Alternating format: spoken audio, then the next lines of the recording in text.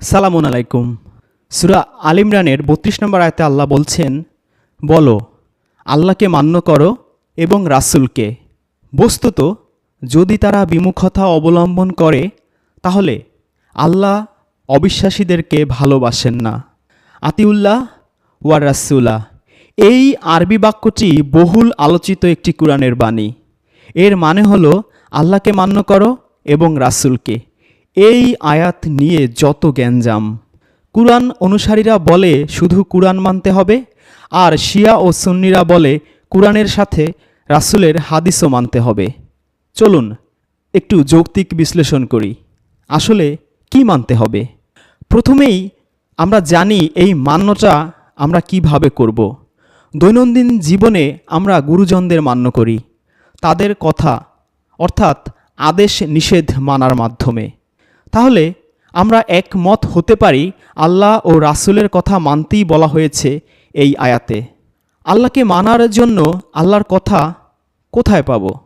সকলেই এক বাক্যে স্বীকার করবেন, কুরআনে যে আল্লাহর কথা আছে তা আমরা কিভাবে জানি? রাসূল বলেছেন। এখন কুরআন আল্লাহর বাণী, রাসূলের এই কথা যদি না মানি তাহলে আমরা একই সাথে আল্লাহকেও মানলাম না এবং রাসূলকেও মানলাম না। কারণ আল্লাহকে মানার জন্য আল্লাহর কথা তাহলে কোথায় পাব? আল্লাহ তো আর জনে জনে এসে আদেশ নিষেধ করেন না।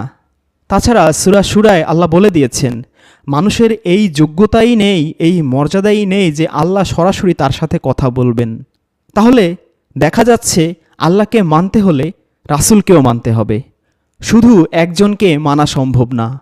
রাসূলকে না মানলে আল্লাহকে মানা সম্ভব না, কারণ তখন আর আল্লাহর কথা পাওয়া যায় না। তাহলে দেখা গেল কুরআন মানলেই আল্লাহ ও রাসূলকে মানা হয়। সমস্যা এখনও শেষ হয়নি।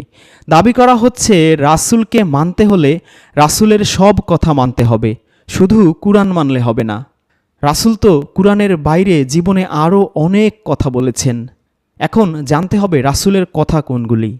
কুরআনের বাইরে রাসূলের আর কোনো কথা আছে কি যা মানতে হবে? শিয়া ও সুন্নিদের দাবি রাসূল জীবনে অনেক আদেশ নিষেধ করেছেন ও উপদেশ দিয়েছেন যা কুরআনে নেই।